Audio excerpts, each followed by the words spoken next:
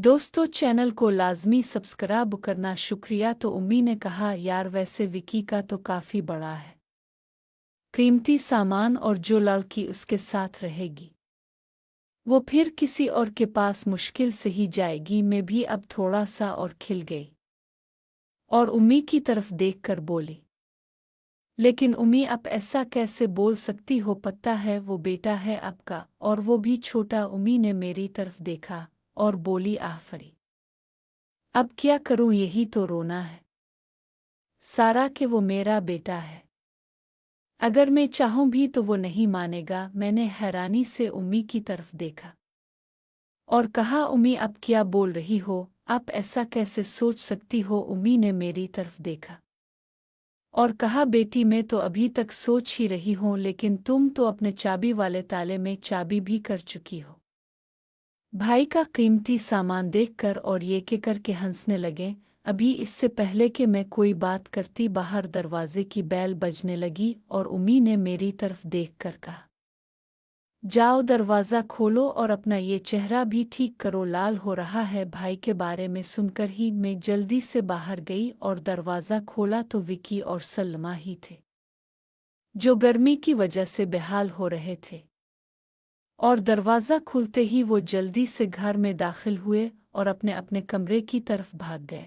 विकी और सलमा के घर आ जाने के बाद मेरी और उम्मी की कोई बात ना हुई और सारा दिन घर के कामों में ही निकल गया।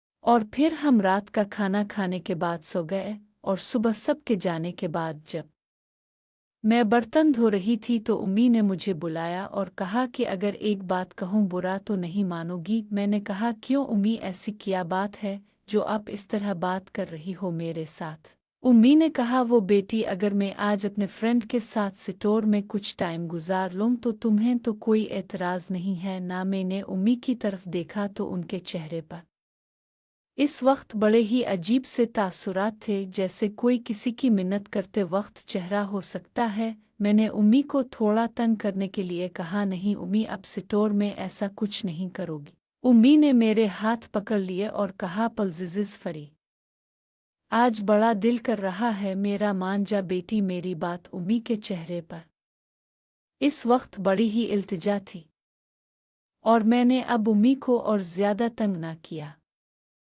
और कहा, उम्मी, मैंने आपको मना तो नहीं किया है कुछ करने से, लेकिन आप स्टोर में नहीं करोगी। उम्मी ने कहा, अगर स्टोर में नहीं करेंगे तो और कहाँ करूं? मैंने कहा, उम्मी, अभी घर में आपके और मेरे अलावा और कोई भी नहीं है, इसलिए अब आपको छुपा कर करने की क्या ज़रूरत है? यही ले आओ अपने कमरे में।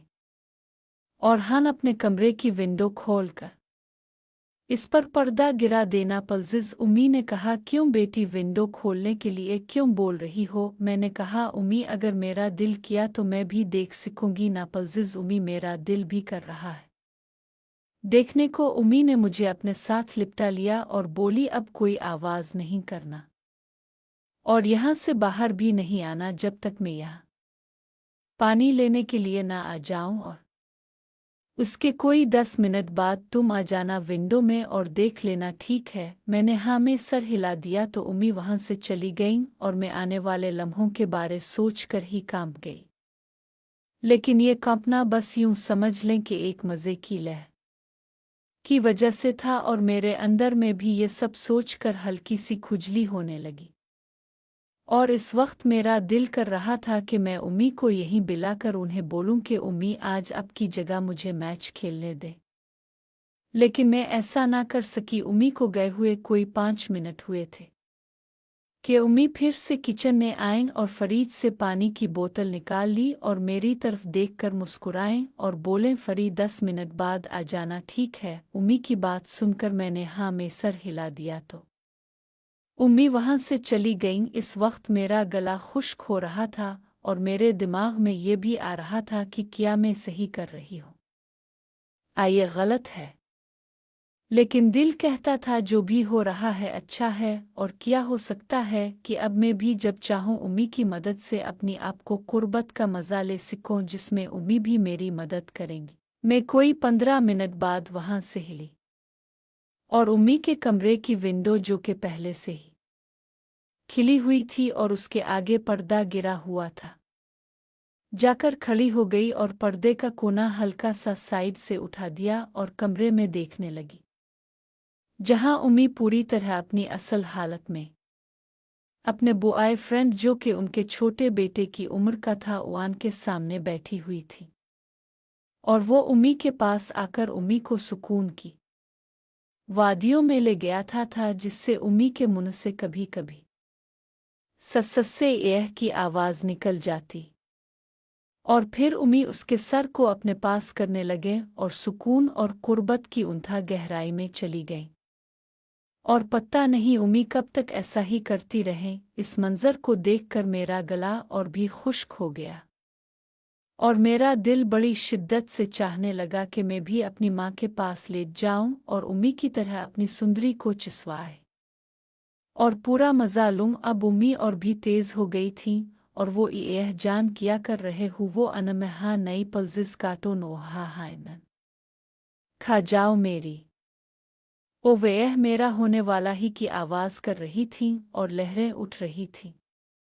और फिर कुछ ही देर में उम्मी थोड़ी सी अकड़ गई और उम्मी के मुंह से यह की आवाज़ निकली और फिर उम्मी ज़रा ढीली पड़ गई और उम्मी बेड पर लेट गईं कि तभी इस लड़के ने अपना सर उठाया तो मेरी आंखें फटी की फटी रह गई, क्योंकि ये वो दिन वाला लड़का तो ना था बल्कि ये कोई और ही था। अब वो उम्मी के करीब बढ़ता गया और मैं देखती रही। उम्मी ने अपनी आंखें खोली और विंडो की तरफ देखा और मुझे वहां खड़ा देख कर इस लड़के को अपने से दूर हटा दिया और खुद को मेरी तरफ करके बेड पर लेट गईं और इस लड़के को अपने पास आने को कहा और साथ ही एक तकिया उठा कर अपनी कमर के नीचे रख लिया, जिससे उम्मी और भी ऊपर हो गई। तो उम्मी ने इस लड़के को इशारा किया तो इसने उम्मी को सुकून की इस वादी में ले गया जहां मैं सोच भी नहीं सकती थी। अब मुझे इसका कीमती सामान उम्मी के पास मैं जाता हुआ साफ नजर आ रहा था। उम्मी ने भी इसके कीमती सामान को अपने पास आता हुआ महसूस करते ही इसे अपने साथ बिठा लिया और मेरी तरफ देखने लगे, लेकिन मुझसे उम्मी की मख से आंख ना मिली गई। तो मैंने अपना सर झुका लिया। अब उम्मी के पास इस लड़के का कीमती सामान पूरा आ चुका था और उम्मी भी महसूस करके अपनी आंखें बंद कर रही थी। ये सब देखकर मुझसे और ज़्यादा बर्दाश्त करना मुश्किल हो गया, तो मैंने भी अतिबड़ा सुकून हासिल करने के लिए कुछ चाहत की और गहराई में चली गई, जहां मैं अपने आप में ही खो गई, जहां मुझे सिर्फ मेरा ही पता था, बाकी किसी का नहीं पता था कि पास क्या हो रहा है और कोई मुझे देख भी रहा है। अपनी आंखें बंद करके और उम्मी की जगह खुद को महसूस करके अब मैं उन आउट करने लगी, जिससे मुझे और भी मज़ा आने लगा कि तभी पता नहीं मेरे दिल में क्या आया कि मैंने लाइफ में पहली बार एक साथ 2 उंगलियां दीवार में घुसा दें, जहां सीमेंट लगा हुआ था। बंद दीवार थी, जिससे मुझे हल्का सा दर्द तो हुआ, लेकिन इतना मज़ा आया कि बता नहीं सकती। मज़ा इतना शदीद था कि एक तरफ उम्मी और साथ में क्या करते ज़रा जान लगाओ वो